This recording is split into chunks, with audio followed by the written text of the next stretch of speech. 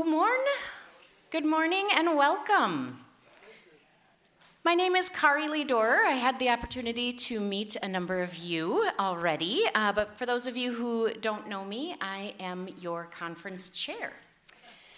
As I touched on last night at our welcome dinner, the timing of our conference, nestled in the week number 25 of 2025's brings us to a profoundly significant day, Juneteenth. Today, June 19th, marks the commemoration of the emancipation of enslaved African Americans in Texas in 1865, more than 2 years after the Emancipation Proclamation was issued. It's a day that has rightly gained increasing recognition, becoming a federal holiday in 2021, a Minnesota state holiday in 2023, and a St. Olaf holiday just last year. But here we are, gathered today because we set our conference dates in 2019, 2,235 days ago. So, as we gather here today, a group predominantly connected to Norwegian migration, we are acutely aware of the historical context this timing presents. Therefore, we felt it was imperative today to use this moment to intentionally center the experiences and the voices of Black and Indigenous peoples within our discussions. While the conference's primary focus is on Norwegian migration, we invite you, especially today, to lean into those aspects of Norwegian American history that may not be cause for celebration, but are crucial for a truly nuanced and honest understanding of this complex historical tapestry. Today, I wear the Juneteenth star as a visible reminder of the importance of this day and our collective commitment to this broader learning. There are a number of ways in which you are able to engage in this history today. From digging into the interactions between Indigenous and Norwegian Americans with plenary speaker Dr. Anna Peterson, hearing about the publication Nordic Whiteness by editors Dr. Jenna and Dr. Terje Joranger, participating in a blanket exercise led by today's keynote speakers from the National Native American Boarding School Coalition. And there's still plenty of spots left, so show up. Learning about how Norwegians were involved in the trade of enslaved Africans with Per Ivar Engevold and yours truly. Those are only a few of the ways in which you will be able to meaningfully engage today. In the spirit of understanding and recognizing diverse histories, I invite you now to reflect on the St. Olaf land acknowledgement together with me. We stand on the homelands of the Wapakute Band of the Dakota Nation. We honor with gratitude the people who have stewarded the land throughout the generations and their ongoing contributions to this region. We acknowledge the ongoing injustices that we have committed against the Dakota Nation, and we wish to interrupt this legacy, beginning with acts of healing and honest storytelling about this place. I now turn the podium over to Amy Boxrud, Executive Director of NAHA.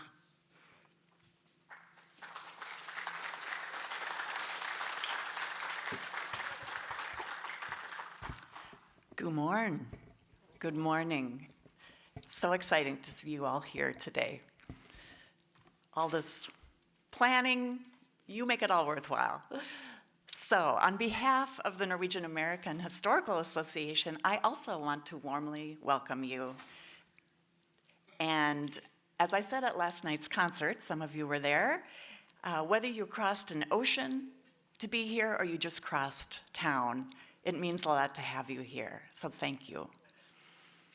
I also want to extend a warm welcome to our many NAHA members who are here this week. We have over 100 of you registered, so that is fantastic.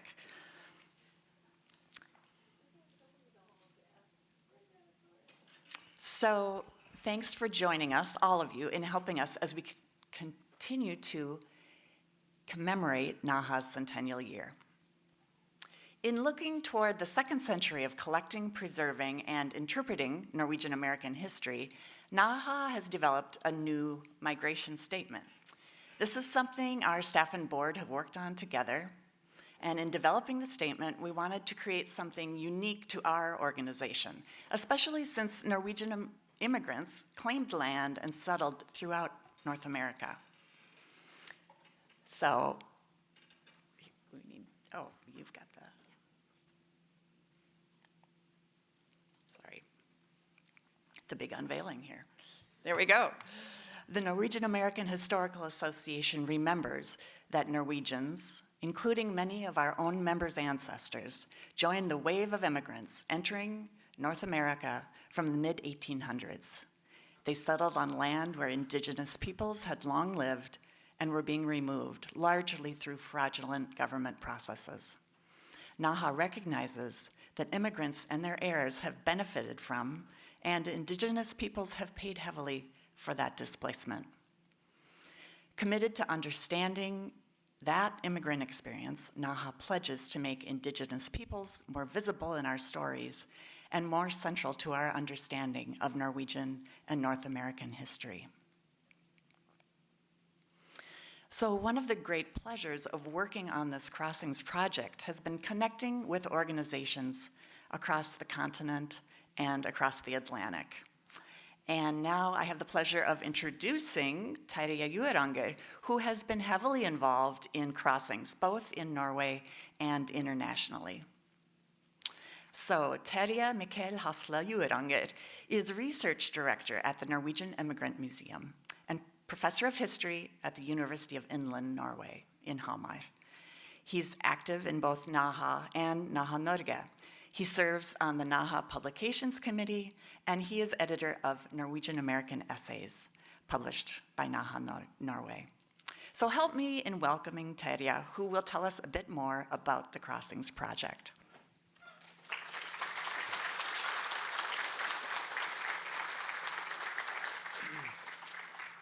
Thank you very much, Amy, and it's a pleasure to be here. And I have greetings to you all from Tora Aasland. She's the she's the chair of the executive committee in Norway, and also Ida Kristine Teien, who is the project director of Crossings 200 in Norway. And as you mentioned, this is a transatlantic collaboration where both Canada, the United States, and Norway are involved in Crossings 200. I will see if this works. Okay, so in Norway, in our planning in Norway, and I think that also in the planning also with our friends on this side of the Atlantic, the bicentennial commemoration aims at creating an awareness about Norwegian migration, and not least also to draw new perspectives connected to Norwegian migration. As you mentioned, the indigenous lands, the dispossession of Native Americans is one of the themes that has been very neglected in Norwegian American studies, and also the inclusion of more of other perspectives and other groups. So the goal, at least from in Norway, has been to create stronger ties between individuals, institutions, and organizations in the United States and Canada as part of this commemoration. And the Crossings logo serves as a uniting example, a uniting symbol. And it was presented yesterday by Kari at the dinner. And the logo is written it has 4 languages: the North Sami, English, Norwegian, and French. And it's a visual profile which refers to the transatlantic connections that were created through migration processes. And this is also a commemoration and celebration of these ties. There are many activities in 2025, of which this big conference is one of the larger, the greater activities. And we also have activities in Norway, there are activities in Canada, but I want to mention especially the sailing of the replica of the restoration, which combines these, a crew will sail the replica. They will sail from Stavanger Harbor on July 4th, and they will arrive in New York on the historic arrival day, October 9th, 2025, Leif Erikson Day. And there will be highlights, it will be one of the highlights also in 2025. And that symbolic journey kind of unites Norway with Canada and United States. So I wish you a great conference, and again, I'm very happy to be here. Thank you.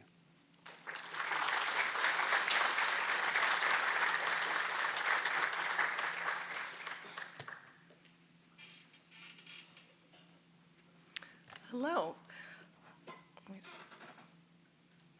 My name is Jenna Coughlin. I'm a professor of Norwegian here at St. Olaf College, and it's my pleasure to introduce the president of the college, Susan Rundell Singer. Susan Singer became the 12th president of St. Olaf College in June 2023. An experienced leader in higher education who has led national efforts to advance undergraduate teaching and learning, Rundell Singer joined St. Olaf after serving as vice president for academic affairs and provost at Rollins College. She previously led the Division of Undergraduate Education at the National Science Foundation and was the Lawrence McKinley Gould Professor of Biology at Carleton College, also here in Northfield, where she directed the Perelman Center for Learning and Teaching. Rundell Singer's scholarship focuses on partnerships and networks of organizations collaboratively advancing undergraduate STEM education, emphasizing diversity, equity, inclusion, and belonging. Equitable, excellent undergraduate education is a top focus in her leadership at St. Olaf and has been a signature element of her successes throughout her career. During her time at St. Olaf, I have come to know Susan as a champion for St. Olaf's mission to be an inclusive, globally engaged community. She's a strong supporter of our many robust world language and culture programs, of which Norwegian and Nordic Studies is only one. And she has at least two passions that would help her fit in any Scandinavian country: cycling and sustainability.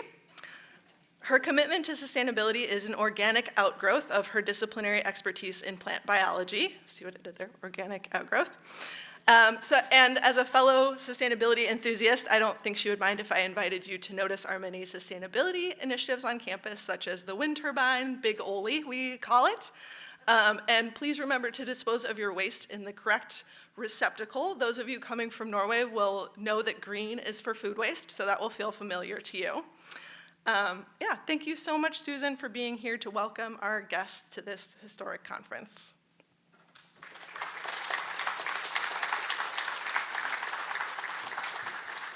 Good morning, everyone. I'm hoping you're feeling very welcomed. I wanted to just reflect briefly on why I think it is so wonderful that we're all able to be together, right? Many colleges and regions can attribute their ancestry to back in the day. Not as many continue to have those really robust relationships over time where they learn and they grow together. And that has been my experience about what's happened between Norway and particularly Minnesota and specifically St. Olaf College. And we're all doing a lot of celebrating and learning simultaneously, right? 200 years. Amy mentioned the 100th anniversary of NAHA. And here at St. Olaf College, we're right in the middle. We have just finished celebrating our 150th, our sesquicentennial, and we are very excited to have yet one more excuse, good reason, for celebrating in the year ahead with the 200th. Coming back to my opening point, though, it's the learning together that I think is so valuable, and taking stock in that over the next few days at this conference, I hope is a gift to everyone, and that we all go away enriched and more thoughtful about where we're headed and how we build on a strong foundation from the past. So you heard about Juneteenth from Kari, and I started in June 2023, and that was when we first started celebrating Juneteenth here. That's a long time in coming, and it's really exciting to see the warm embrace on campus. Last year, we were able to make it an official college-wide holiday beyond a staff holiday because our faculty stood behind it and ran that through faculty governance also. So this is a place of deep commitment from everyone on the team. I'm so thrilled we have colleagues here that will be helping us reflect on our Indigenous history. I look forward to learning more about Sami culture and history in Norway over the next few days as well. You heard in our land acknowledgement, which is actually, it was developed jointly with Carleton College and the city of Northfield. So we all came together, and I think that's the power of being in a smaller town, that you can build those deep relationships and also all commit to how do we go beyond a statement, which can be performative, right? Unless there's a commitment and actions that follow, it's words.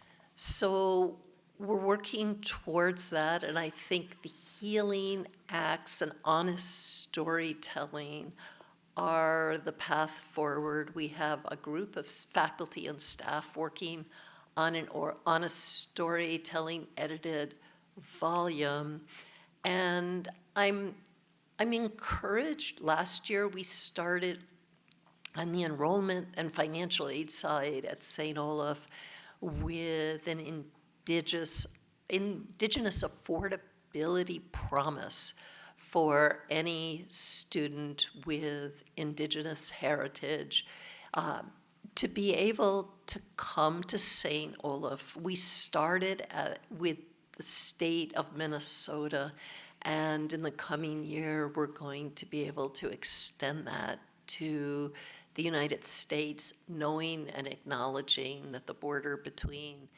Canada and the US is an artificial construct and doesn't reflect the history of the stewardship of this land. And I won't give you all the details, but it provides full tuition for students at a level we wouldn't be able to provide for students from other backgrounds. So hopefully that's a small baby step towards acknowledging our past and living into a brighter future. As we celebrate our 150th, you heard that elements of our mission focus on global engagement. We're living that, and inclusion. And today, I hope challenges all of us to think more deeply about what it means to be an equitable, inclusive community, however you are defining your community, right? And my personal view is, we just have to keep taking steps forward. We have to continue to think about that here on our campus, in our country, and we have to commit to global engagement. And I think St. Olaf is really blessed to have such a strong partnership with Norway. We get at a level of engagement that's very different for our students and our campus than at many other places. I did mention our 150th, and we've been reflecting a lot on that as well. right? We were founded just a couple decades after the U.S. government came in and, fundamentally stole the land from the Wapakute in the area. It's a recent history. We were founded by Norwegian Lutherans. I think a common bond our two countries share, although in both countries, church and state are now separate. And that led to some really interesting learnings early on. I love the Moose versus Moose book Kari and colleagues have, where I began to understand the challenges that presented in different ways. But as we've gone through the years, that Lutheran commitment to care for the neighbor and care for the earth has persisted. And that care ties to immigrant populations, right? We often talk about, we learned so much as a college about welcome because we were started by immigrants. And immigration has continued over the decades.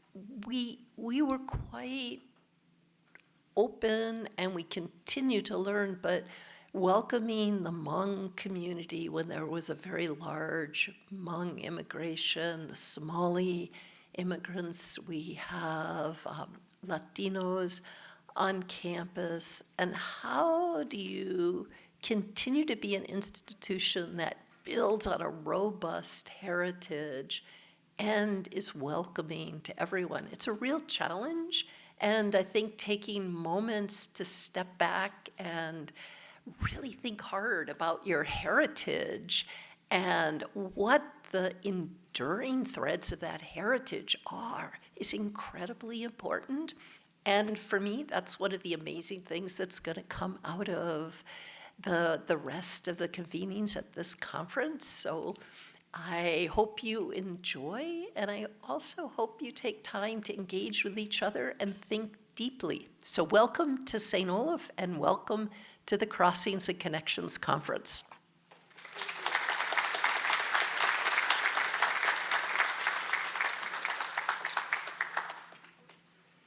Okay, and now I'm going to introduce our keynote speakers for this morning. But first, I lost my slide, but that's okay. I just want to remind you all that we actually have two keynote events at the conference. On Saturday, we'll be hearing from the acclaimed Norwegian director, screenwriter, and producer Hisham Shaman, who is of Kurdish descent, and his films explore universal themes of migration and refuge. So at that Saturday at 1 p.m. in this same room, there'll be a screening of his film Winterland from 2007, followed by a Q&A with Melissa Gelstad and Annette Atkins. And then at our post-conference film festival on Sunday, you'll have a chance to see more of Hisham Shaman's films. So we hope you will join us for that. But this morning, we're very pleased to welcome our first keynote speakers for this conference, Deidre Whiteman, Sandy Whitehawk, and Sam Torres from the National Native American Board School Healing Coalition, or NABS. NABS is the first and only national organization whose purpose is to advocate on behalf of Native peoples impacted by U.S. Indian boarding school policies. The organization seeks truth through education and research, justice through activism and policy advocacy, and healing through programs and traditional gatherings. And one of their programs is the blanket exercise, which Kari mentioned is this afternoon. We hope many of you will be participating.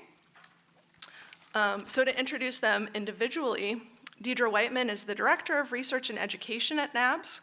In this role, she educates and promotes dialogue within and between Indigenous and immigrant communities. Her career has included many talks on various impacts of settler colonialism, most notably Native American boarding schools, which her grandparents attended in the 1920s and 1930s. Deidre Whiteman is Spirit Lake Dakota and Hidatsa, and is also a descendant of the Meskwaki and Turtle Mountain Ojibwe nations. And then Sandra Whitehawk, is the elder in residence and a Sikangu Lakota adoptee from the Rosebud Reservation in South Dakota. She's the founder and director of First Nations Repatriation Institute, which is the first organization of its kind whose goal is to create a resource for First Nations people impacted by foster care or adoption to return home, reconnect, and reclaim their identity. And lastly, Sam Torres has served as the Deputy Chief Executive Officer for NABS since 2019. He's led research teams through projects such as the Indian Child Removal Study with the First Nations Repatriation Institute and the University of Minnesota, as well as developing Indian boarding school research in coordination with the U.S. Department of the Interior's Federal Indian Boarding School Initiative. Sam holds a doctorate in educational leadership for social justice from Loyola Marymount University. Sam is Mexica Nahua on his father's side and Irish-Scottish from his mother. So please join me in welcoming our three speakers, Deidre Whiteman, Sandra Whitehawk, and Sam Torres.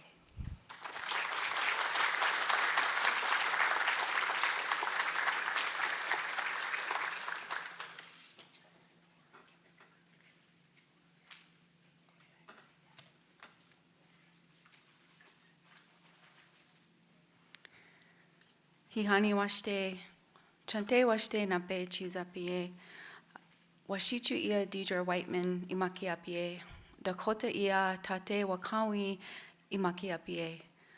Mani waka oyate hematahaye, chungshi dopa wichabaduhe, mihasani Damon Leader Charge ichiapie. Wana wase wakpa edwati naku mi kunshi wokiksio washte yuhamaniwi ichiapie mi unkana Alec Azure ichiapie.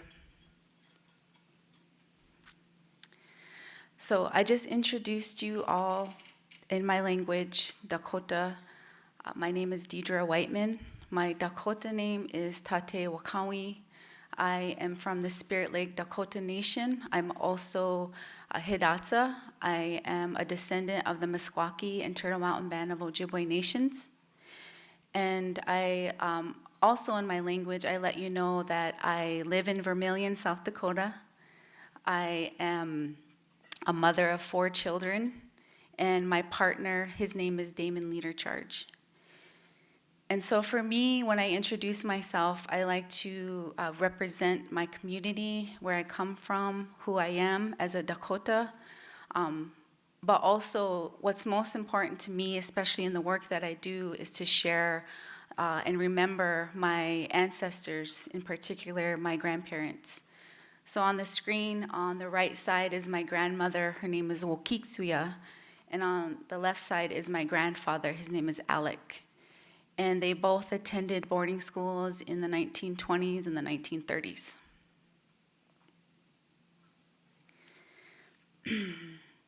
And so the reason why I wanted to introduce myself into my language is because I really shouldn't be speaking that. Because of all the historical impacts on my community, I shouldn't really be speaking at all. And I wanted to share with you a few statistics. So the American Indian population, there's 3.3 million of us out of 340 million. And within that, there's 20,000 Dakota, and in that 20,000, there's only 209 fluent Dakota speakers. I myself am not a fluent speaker. I am still learning. If we were to categorize myself as like on the chart of where I land in learning my language, I'd be about a 5 to 7 year old, still learning. And I started about 15 years ago. And this stat that I have on is from 2019, so a lot of our elders have since passed on, so that number is significantly lower. And out of that 3.3 million, only 16% have bachelor's degrees. And out of that 3.3 million, the age distribution, which I land in, there's only 15%. So the fact that I'm standing here in front of you today is quite a feat. It's something that I really reflect on a lot because I am one of like less than 10% of my community that has a bachelor's degree, that's working on my language, understanding, and that is in this age range. So I just wanted to make this more visual so that you understand that me and my colleagues standing here, it's quite the feat to still be here. And so with all these policies and these institutions like boarding schools that have impacted us severely, we are still working to bring our numbers up, including educating our youth, bringing our language back, and helping to heal our communities. So to understand Indian boarding schools, we really have to understand the system that created it, settler colonialism. Settler colonialism is the foundation of the United States, and it's a system that's built on two key goals: steal land and erase the native people who were on it. This wasn't just about taking territory, it was about removing native people as obstacles to expansion. One of the most effective tools used to do this was the Indian boarding school institution system. These institutions were created in the late 19th century, and they didn't exist just to educate Native children. They existed to transform them, or more bluntly, to turn them into someone else entirely and erase who they are. Children were taken from their homes, sometimes by force. Their hair was cut. They were renamed, and they were forbidden from speaking their language or practicing their traditions.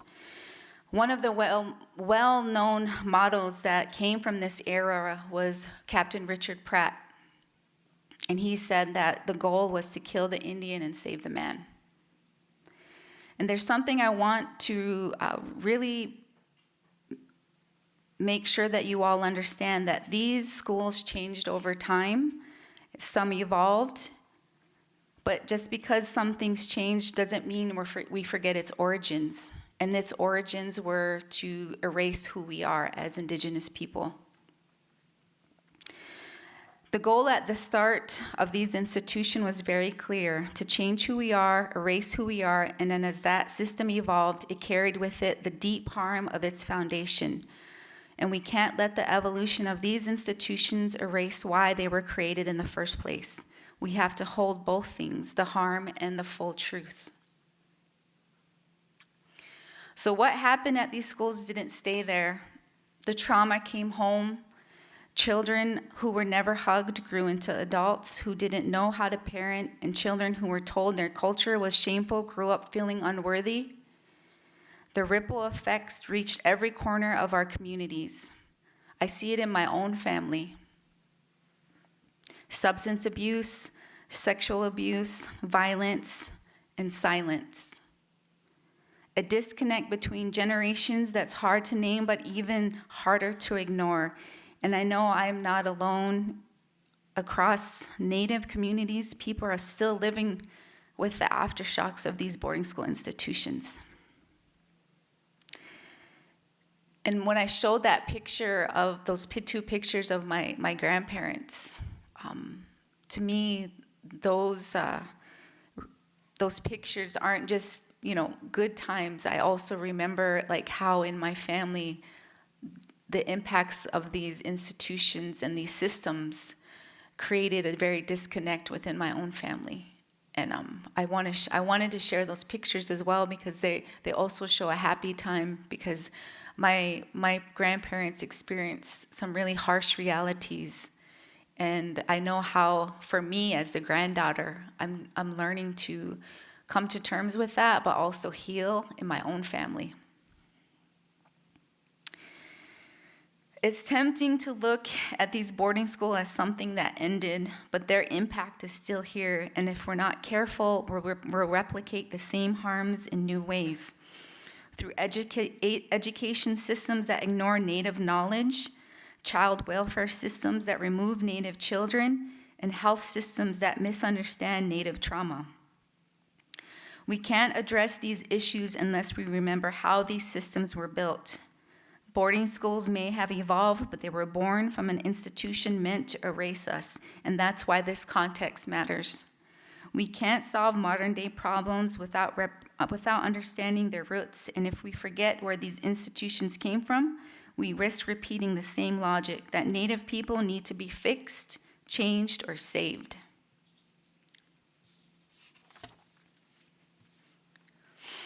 So despite everything, we're still here, and not just surviving, but organizing, reclaiming, and teaching the next generation to know who they are. And to me, that is very powerful. That is resistance. But survival is not enough. Healing requires truth, and truth requires courage from all of us. And so here's what I leave all of you with. Let's not shy away from the uncomfortable parts of history, even though I just gave you a very brief taste of what this history is. We have people in our community who go on to get bachelor's, master's, and doctorate degrees in American Indian history. So what I just shared with you in the last 5 minutes is just a very brief snippet. And we only have so much time here today. So let's hold space for the pain without letting it paralyze us, and let's listen to boarding school survivors, amplify Native voices, and rethink the systems around us so they don't carry the same intentions just with a new face. So I really appreciate what the president of St. Olaf College was talking about when she mentioned the tuition waivers for Indigenous students. To me, that's a start of reparations. So for us, we remember boarding schools not just to honor those who were lost, but to protect those who are still here.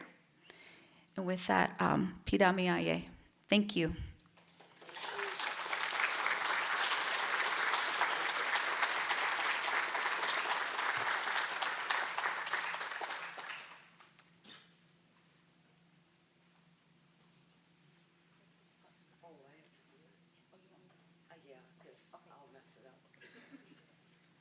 I can't drive those very well. I go frontwards and backwards, and I get lost coming back from the bathroom here. You know, so there's nobody in the halls to say, "Can you tell me where are we anyway?" Oh yeah, the auditorium. Yeah, it's a challenge. First, I'll introduce myself in the traditional way I was taught and tell you why we are taught to do that. So matakia pi, chante washte nuapi chiuzapi. I said, relatives, good day. I greet you with a warm handshake. But actually, chante washte unapi translates to I greet you with a good heart. And one of the things that we as Native people are people of heart. And the values that we're taught from little on teach us to always make that connection. And so when I reconnected with my culture and my family and everything, I said, wow, I can't even come into a situation and be ornery because I'm supposed to say, you know, and so every part of our culture, every part of our language is healing. Lakota miya chokatana jiwiya si changu lakota he mantaha. So I'm from the Rosebud Reservation. My Lakota name is Chokatana Jiwiya, stands in the center woman. Our Indian names are given to us and are so important because they help define what our purposes, our gifts, and what we can contribute back. Everything about us, this is what was attacked in the boarding school system. So with that, oh, I forgot to set my timer. Oh, Lord. See, if this was a Indian thing today, we wouldn't worry about that. We wouldn't be bringing this out. We'd be just like, oh, as long as it takes, do it. And sometimes it works, but I do say we have to learn patience sometimes. So, start. All right.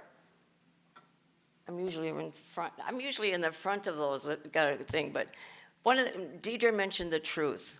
You know, and the truth is really hard to hear when, first off, you're shocked that you heard your ancestors contributed to all the pain and destruction of our people, I can't imagine what that would feel like to hear.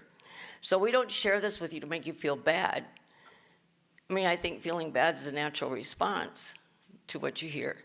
It's what we do with it after. And I always appreciated this elder from Canada who said, you know, the truth is the truth and can't be changed. So once we hear it settle, what is our commitment to help repair? And I too am really excited about the president talking about the tuition and stuff, and I have resented land acknowledgements because you hear them and nobody makes any effort afterwards. And I feel bad because they'll make, and we have a land acknowledgement, they'll talk, and I'll be like, just be nice, Sandy, it's okay, they don't know. But it's hard to hear it when you know there's nothing behind it. It hurts. It's not an intellectual thing, it hurts. All right, next.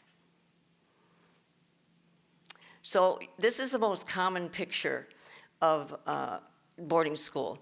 And if you go online and just type in Native American boarding schools, you'll see a lot of pictures of children, and they don't look happy because they're not with their parents. I need you to know that the removals were not, we didn't agree to it. It was forced upon us. So can you imagine children as small as 5 years old being forced?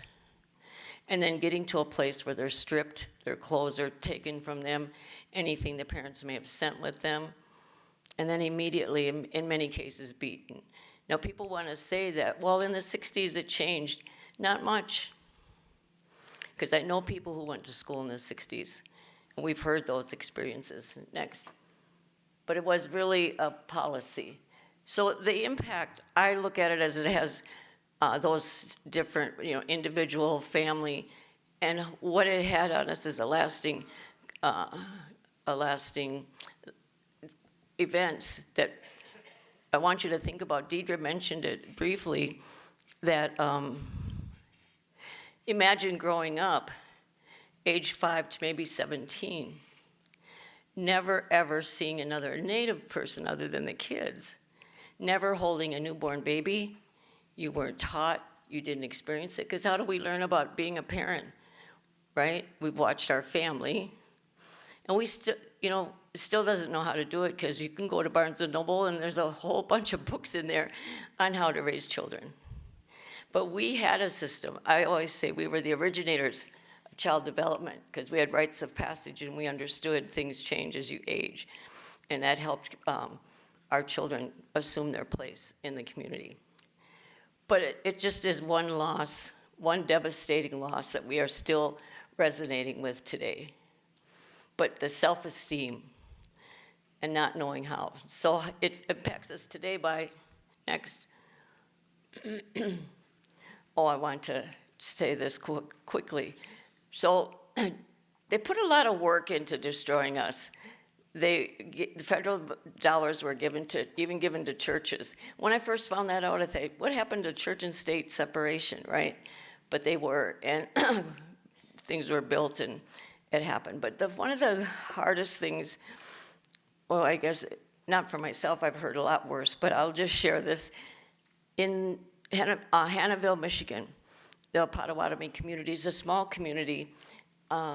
They supported themselves by harvesting pulpwood and would go into the forest with, like, the mom and dad go out. They always went in pairs. Well, they found out that they were leaving the older children with the younger children. Like, who's done that before, right? But somehow that was us being neglectful. And they went onto the reservation and did one fell sweep of every family that had children. And they were removed and adopted out, charged with child neglect. So that was I tell you that because that's how that happened. We had no power. So today, when we have children that are still, or families that are still in crisis, as a result of this, right, you still have families, you can still see the residual outcome of that generational. Because I want you to think about it like the concept of AA, or addiction, I should say. the affected family member. You don't have to have drank to be impacted, right? So you don't have to have gone to boarding school to be impacted. And you can almost tell, I don't know if I've met a family yet that hasn't been touched by boarding school. So it weakened us. And it really took our sense of power away. Next. And so our adoption has the same impact as boarding school had, individually, family-wise. And when you have families that are feeling apathetic, that they have no control, they're not going to be able to participate and get on a good path to healing. And, white system hasn't understood that for a long time. We're making a little bit of progress. Next. So we define what happened to us as historical trauma, which basically says, across generations, you don't have to have gone to school to be impacted. Next. But the thing that I saw in Indian country is we haven't told our experiences.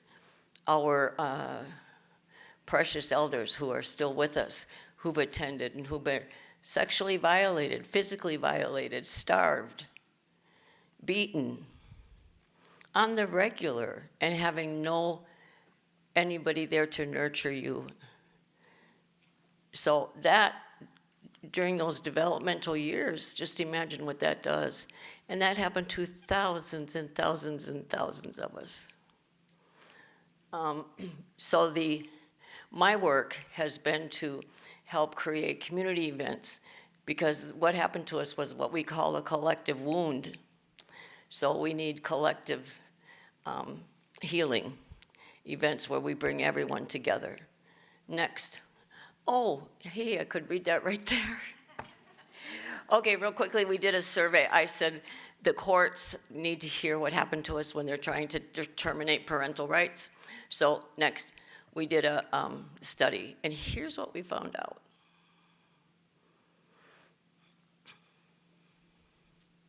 And just think about what adoption, the narrative behind adoption is. Oh, the child will have access, the child will be in a better place, they'll have, all this stuff. And yet we find out that 23 out of 95, that's a lot, experience sexual abuse in their home. So it's exceptionally difficult at first to bring this out, even into our communities, because like I said, we haven't talked about it much. Next. What is the demographic that was surveyed? 336 adoptees of all races, and 195 is what where this information comes from, of those 336. And this was a group of people that was adopted just after World War II? Anywhere up until what age, what year? 70? Yes, I would say yes to that, pretty much. Thank you. You're welcome. Thank you for the question. All right, and then the depression rate. But check this out, too. The suicide rate is high, pretty high, where I think it's 43 contemplated or planned. And to be the only brown person in a family, even just to be an adoptee, you don't look like anyone. No one tells you you got your, walk like your Uncle John. You laugh like your Aunt Gladys. The first time I heard that I was like somebody in my biological family, it was my two oldest uncles who I'd always visit, and they said, we were just chatting, and I do have ADD. I mean, it's what I live with. And I was just rattling off all kinds of stuff to them, and probably going in all kinds of topics, and all of a sudden, they turned to each other, and they started talking Lakota, and I'm like, what are you guys saying? And he goes, oh, you just remind us of your Aunt Gladys. I said, oh, my God, it's the first time I heard that. I'm 38 years old. I said, really? How? You're spacey like she is. I went, okay, I'll own that. But anyway, it's just a legacy of loss and loss and loss. And then to have, when we share, I'm really excited to be here because the energy is different. people wanting to fix it right away and not hear us out. If you're in an abusive relationship, which we have been in since first contact, the only way to heal is the truth. How did it impact me, and what are you going to do it different? That's just the basics of human interaction, right? So anyway, that is just a real snippet of what has impacted us post boarding school. But the reason we bring people together is we do heal from each other sharing their experiences, validating it, and then have a healing ceremony and move to the drum. And those are the three things that impact the brain to create new synapses and to bring in that healing and sense of belonging and sense of good belonging and just feeling good, better about yourself. Because you could imagine what it's like to hold those secrets that of violation and then just to take it out of your body and move forward. So thank you.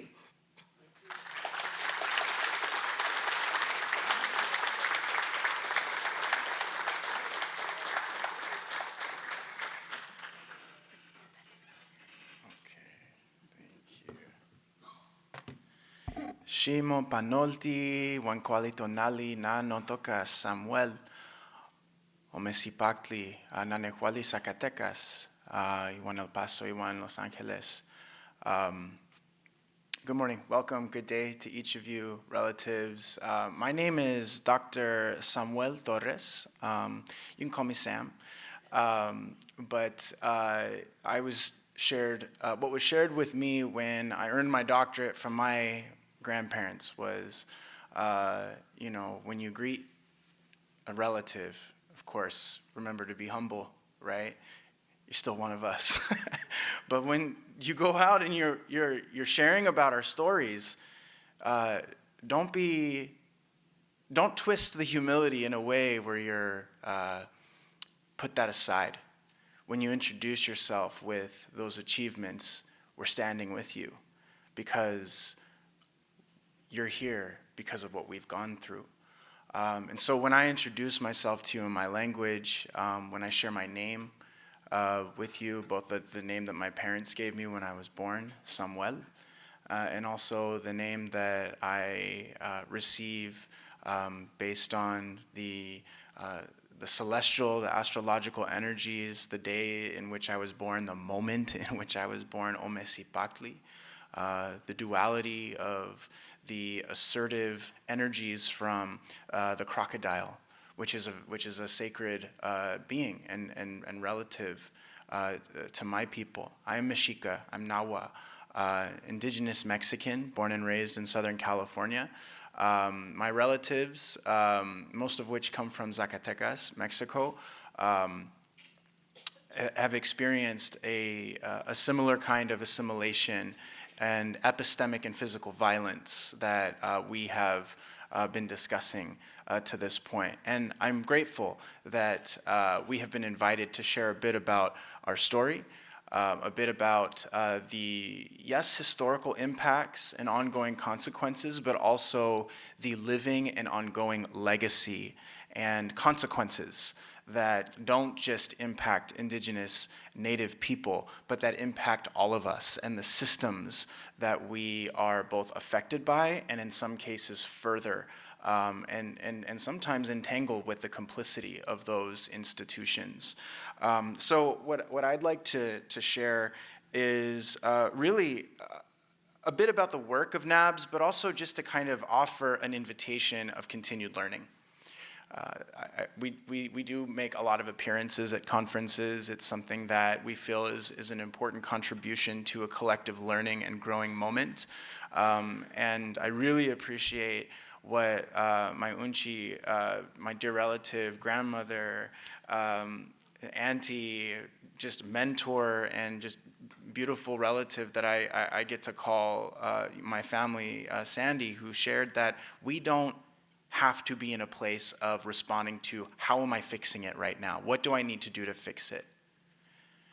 How can we fix something that we don't even know how or why it's broken? And so that's a sphere of impact and range that our work encompasses. And also, among relatives, the concept of healing is one that also is entangled with a lot of contradictions as well. Each of us look at healing in somewhat of a different light and in a different way. We have our own traditions, of course, we come from different lands, different families, but I think centrally the commitment to opening pathways and creating a container and a space for healing to happen, I think is something that can be really complex. And it's something that our organization, our group of relatives at the Healing Coalition is really grappling with in a lot of very profound ways. And I like that we're left with this image right here, an intergenerational circle, right? Healing isn't just individual, as something that the bookstore's, self-help aisle likes to try to convince us of. Just read this book. Just read this bookshelf. Just read this wall, right? And you'll be all right. But what do we see here? We see grandmas, grandpas, aunties, grandchildren, and then, of course, our sacred medicines in the middle, right? And so we share this with you to remind you that though there may be elements of our lineage or of our lived experiences that further the complicity of the erasure and the displacement of indigenous peoples, land, lifeways, culture, language. But it also may not always be the role to be the fixer. There are ways, though, to enter into good relations, to right those relations. And just like the many teachers and the lessons that we have from our plant, animal, living, non-living relatives that surround us, everything has a place. And everything and everyone and each of those relatives, the plants, the animals, the trees, the rocks, the water, knowing one's place, right? Knowing what can we do to contribute to that circle of harmony is, I think, something that we can often really learn from, right? And when we take a step back and we realize when that harmony is seen, right? We recognize that harmony. Abundance truly is there, right? And so I think recognizing that abundance and sharing in that kinship and learning those lessons, I think, is really important. I would like to recognize the reason why I am here is, that's baby me, Samuelito. And I'm sitting there with my father and my great-grandmother, Nancy Hilaria. My great-grandmother is the reason why I have been encouraged to walk the path towards relearning my language. She spoke to me in Nahuatl, I remember, until she passed when I was 10 years old. What a gift to be able to have an elder in one's life to that age. I recognize that. And we had a very special bond, though most of the time I didn't know what she was saying because no one taught me Nahuatl, right? Not at that age. But the lessons that I learned, the ember of that language has turned into a glowing flame in my life. And I have this sacred responsibility to teach my two children, to be in ceremony and community with my relatives, that language is not just a method of communication. It contains ancient knowledge and connection and kinship. Language is the way in which we gather in ceremony to honor the sacred guardians, the energies that surround us all, the ancestors that have come before us. And so she's the reason why I'm here, Nancy, Grandma, Abuelita Hilaria, and I honor her and recognize her each time I'm in a space such as this, just to say, thank you, Tlasukamati, Nancy, and to know that the reason why she fled Zacatecas was because she was a traditional healer. And in Mexico, there have also been a shared experience of removal and violence, physical violence, epistemic violence. The church in Zacatecas was seeking to expel all of the indigenous and traditional knowledges violently. And so she found herself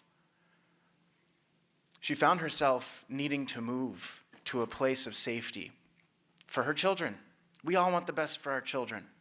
That's why so many of us are here on these lands, in this place, right? And so to recognize that legacy and that story, I think is essential to be in right relationship. Recognizing that this is a conference that is dedicated to understanding more deeply the why, the how, the consequences of immigration, right? But also recognizing that immigration is natural, it always has been, right? And so it can be very seductive, right, to think that we want to leave the blame with someone or something. Whose fault is this? Forced removal, indigenous displacement, physical violence, epistemic violence. Can be very easy to get worked up and think we have to seek accountability from that one person. When we talk about the displacement, the violence, the murder, the massacre, the rape, the pillaging, the genocide of indigenous peoples of these lands, it's so often not easy to say, it was that guy, it were these people. It's the United States government, it's Canada, it was Spain, it was England, it was Norway. It's not easy to pin it on a single person. It's in fact a greater exercise, right? It's a more holistic exercise to think about systems, right? And ways of thinking. Colonial consciousness is something that the entire continent of North America and South America is now grappling with the consequences of genocide, the theft of land. Right? I know it can be very also seductive to think back, ooh, but my ancestors and my parents and my grandparents, they weren't the ones that were committing that type of violence.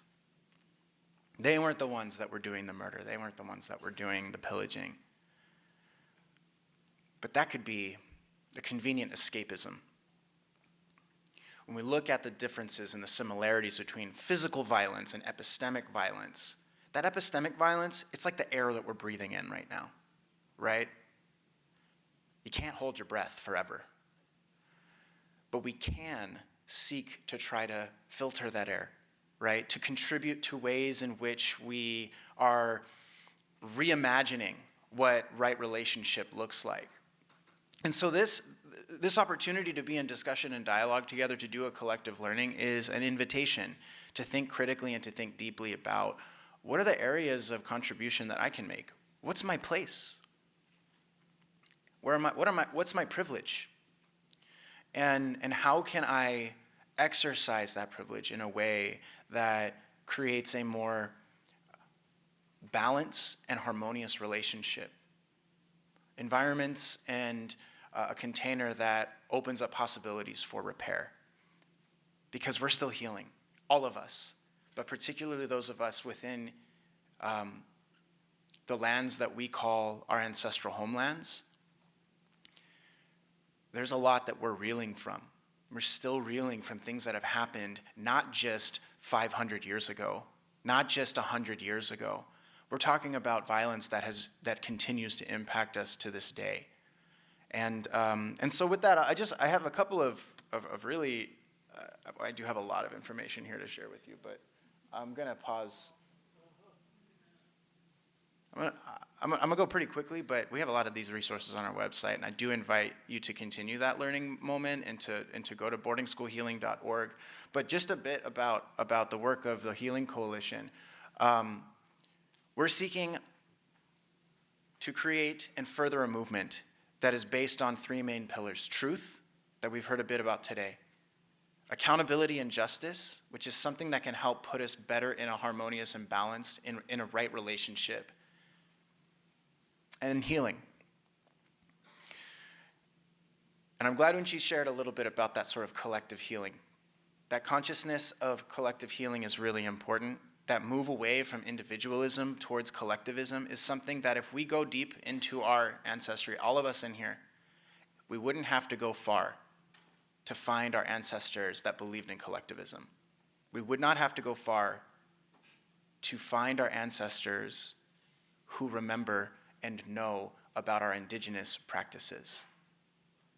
And I'm sure that there are many of you that are either in that connection or are reconnecting to your Norwegian, Nordic, Germanic, those ancient technologies and epistemologies that look very similar to the land-based, the place-based cosmovision and epistemologies of Native American, Indigenous American ways of living and being.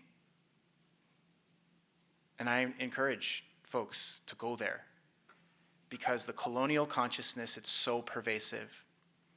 It's that Western commitment to individualism. It's that Western commitment to always growth and progress and capital accumulation and exploitation and extractivism and exclusion. So when we talk about the legacy of forced removal, it's not just a historical component that we need to heal from. We're still seeing photographs, videos of children being torn away from their mothers as ICE agents physically assault parents to remove them, to instill fear and violence. It's a form of colonial domination. We can try to blame that on a single administration or a single nation state, but it comes from a place far deeper than that. When we look at the state of Minnesota, just in specific, right? The state of Minnesota had 23 boarding schools within the territorial boundaries. And within that, there are federally controlled schools, historically, and there are also church-controlled schools. There's not a single Christian denomination on these lands right now that did not have some form of involvement or hand in boarding schools. We're still at 16 and counting to find the specific evidence and documentation. But we haven't found a single denomination that is on the lands of the United States now that hasn't had some type of involvement. That includes the Lutherans, right? That includes the Catholics. That includes the evangelicals, the Protestants, the Presbyterians, the Unitarians. And so there is that concept of complicity, right? What do we do then, right? The invitation to learn, the invitation to grow, but also to leverage the power and the privilege, the resources that are there, the land that has been accumulated. It offers a possibility towards contributing to that collective healing.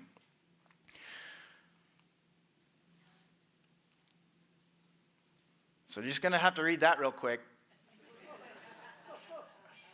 But all of this stuff is on our website, right? I'd much rather have us provide a bit of a space for dialogue and conversation and an invitation to be a part of what we refer to as the blanket exercise. It's a powerful experiential opportunity for us to really sit in some of the historical and contemporary impacts of boarding schools. Like I mentioned, there are a lot of ways that we can meaningfully address the impacts of boarding school, right? But one of the things that I want to compel us and to really think about is how do we address root causes of injustice? Because it's not about just a check. That is good, right? That's a good start, right? But it doesn't end there. I'm going to sign this, and then I'm going to absolve my consciousness of all of this impact, right? It's the commitment to try to change that colonial consciousness. It's that internal work. It's that community work. The legacy of settler colonialism is something that is so deeply interwoven and entangled, not just in the colonial consciousness, how we're thinking, but of contemporary politics as well, right? How we view immigration, how we view refugee crises around the world, how we view ongoing genocides that are happening right now, So it's an invitation to think deeply about how we come to be in those spaces of comfort and discomfort of this history. Because this history doesn't just live in the past, it lives with us, and we have a responsibility to reckon with it for ourselves, for our children, and their children as well. So I'll leave you with this quote, because so often in spaces that we find ourselves particularly intersecting with non-native folks, there's a lot of focus on the trauma, and rightly so, because it's what we have to deal with on an everyday basis. But we also carry that deep ancestral wisdom. I love this quote because it's a guiding quote that reminds us that though that intergenerational trauma is there, so is that intergenerational wisdom. We hold that as Indigenous people, and you hold that too, because everybody's Indigenous from somewhere. You don't have to pledge allegiance to settler colonialism because perhaps that's what brought you and your ancestors here. But if you go deeper and ask for the intercession and the blessings of your ancestors that were connected to the lands that you came from, there's wisdom there and guidance, and we can be in kinship with that. So Tlasokamati, thank you so much for inviting us today, and we look forward to continuing our discussion. And with that, we'll take some questions.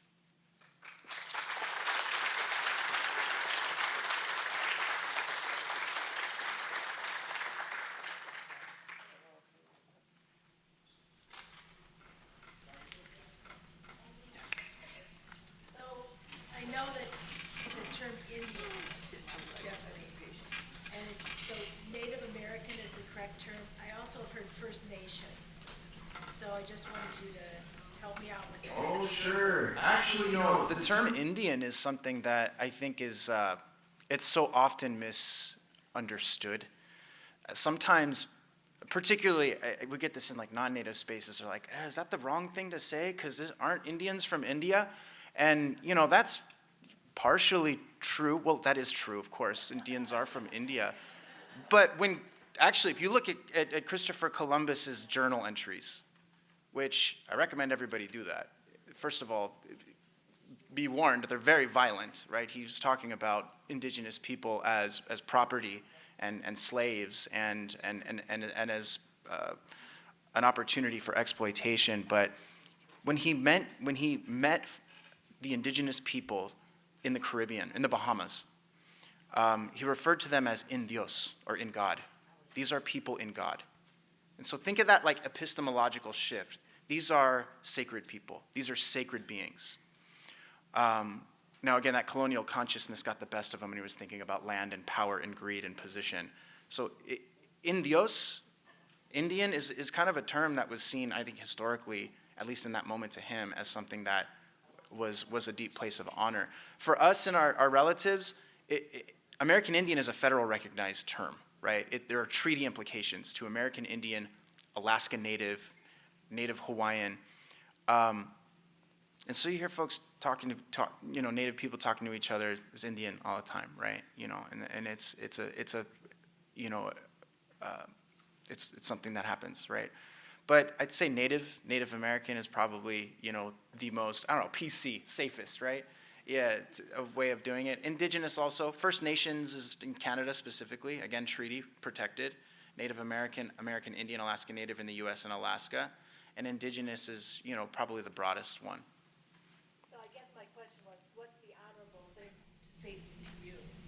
Oh, to me personally? Well, how do you want to be? I mean, sometimes I'll say Norwegian American, no, I'm so distant, but I just was curious, what's the honorable way? I mean, context is key, right? I am Indigenous. I'm Native. And yeah, please don't you? Yeah. Oh, you have to repeat the question so they can hear. I understand what you're trying to say. What's the honorable way to refer to us? And I used to always joke with people and say, just call me Sandy. Not Native American Sandy, not American Indian Sandy, not, but it's a generational thing. You didn't hear that conversation when we were younger. We were Indian, and I never thought anything of it. The younger people, our generation, want to be called native or indigenous. And also, Indian does have a translation from Indios. And when I found this out, I was proud to be Indian, because the entry into the journal of, I can't remember his name now, it was not Columbus, I don't think. I do not believe that. Maybe Columbus did say it, but what I read in my research, it was this other guy who ended up in the Bahamas, and he said that, or whatever that area is there, he said that the people there were Indios, godlike. We were so generous and welcoming that that's where that term came from. But as I've said, the younger people think that, they just don't have an identification with that, and so they want to say native or indigenous.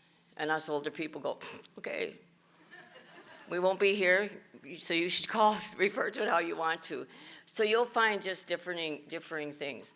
But really and truly, we don't greet each other in that way, like, hi, my indigenous friend.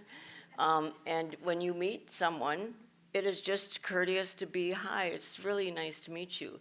And you wouldn't, if there's a deeper reason why you want to know that part, like where are they specifically from, then you can just ask that, oh, where are you from? And then they'll tell you, and because that's a common question we ask each other. Where are you from? Then we tell them. I guess what I meant was on your signage, it says Native American. Right. Well, So I that's might easy. repeat that if they want, that's my only. Yeah, and you'll hear so many different things. We've had to balance that as well, because my teacher told me that we should be always saying First Nations, even though we're here in the States, because he said we were indeed the First Nations people of this land. Yeah, so you wouldn't be disrespectful at all by saying that. So my question to tag onto that is, if we're writing a history of, say, Norwegians in Wisconsin, should we be referring to the Winnebago tribe, or should we be referring to Ho-Chunk? The Winnebagos are the ones that are in Nebraska. There was a split because in that all that removal process, the Ho-Chunk people will say the real Ho-Chunks stayed put, fought, and was able to stay in Wisconsin, but their relatives, they're completely related.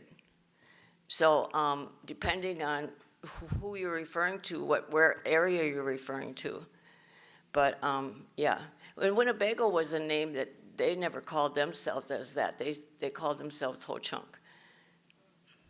Yeah. Good questions.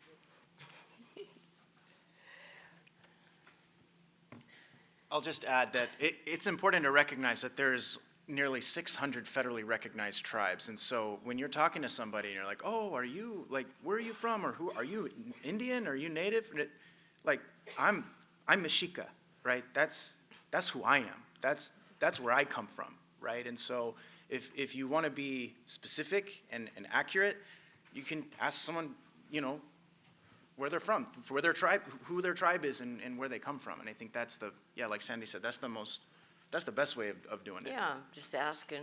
And when you're genuinely interested, we can tell if someone's sincere, for real, or if someone's asking for in an arrogant way. And if you're sincere, which you seem that you are, we would just probably say, I'd say I'm from Rosebud. But I remember the first time I met my uncles, my oldest uncle said, don't you ever use the word Sioux. You are not Sioux. That's the name white people gave us. You're Sichangu, which just means the area, that I came from. And so when you go deeper, there's all kind of history behind how we refer to ourselves. Yeah. Hi, I'm over here. Forgive me for taking up space from your wonderful responses, but I want to ask the organizers, selfishly and for the group, how do we sign up for the blanket exercise? Because you said there were places, and I really want to get involved. I How do can they what? answer this. I think you can just, there's 2 sessions this afternoon, and you can show up to either session. We did have a pre-registration, but there's still room. So show up and maybe a little bit early to make sure you get a spot, and we'll make sure you get in. And maybe if the first one fills, there might be spots in the second. So yeah, please do come now that we've heard from our I have a wonderful comment presenters. I Yeah. would like to make. I didn't really know what this conference was. I already told you why I don't know stuff like that, but I think even 2 days ago I said, it's St. Olaf, right, Deidre? So anyway, this is the first time, how many folks are here from Norway who've made the trip? Dang, that's so cool. Because we never get to meet people that come from, the settlers' history, right? That be so connected to the land and your culture, that, you have all that. One of the things that I found hard in the beginning, especially, of back in the day, they used to call it diversity training. And we had to, in my college where I worked, I had to do diversity training.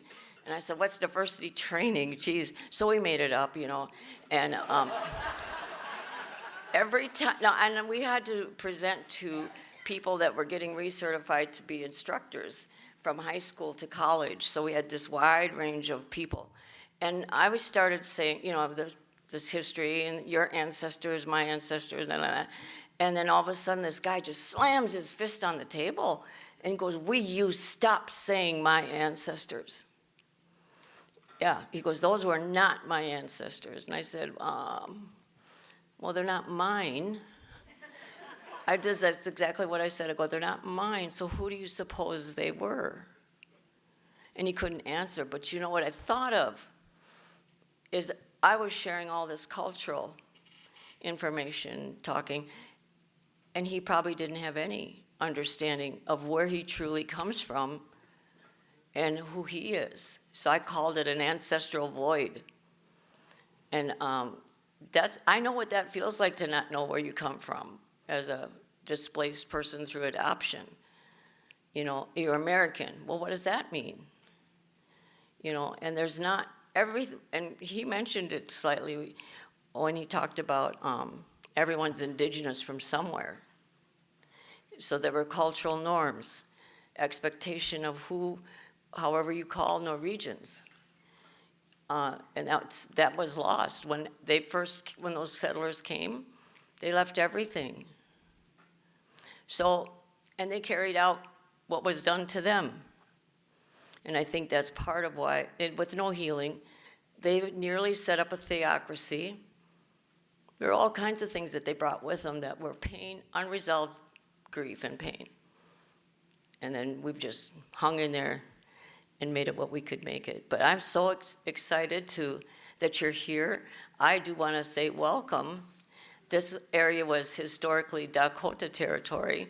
Our relatives, I'm Lakota, Deidre's Dakota, but we still love her even though she's Dakota.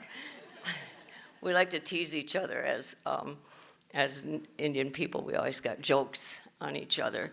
So, but anyway, just welcome to this territory. I want to remind you that as you walk around, if you do walk around, you're walking where people were murdered, where people were, just tried to survive. And I know that that's why they wanted that land acknowledgement, but it isn't helpful enough. Maybe it can grow with some different language to really set the impact. Because most of you probably have only seen us in movies or went to a dance display or something, so you're not aware of this deep value system we have as Native people, and that's why we're still here. Thank you so much. Don't forget your sage.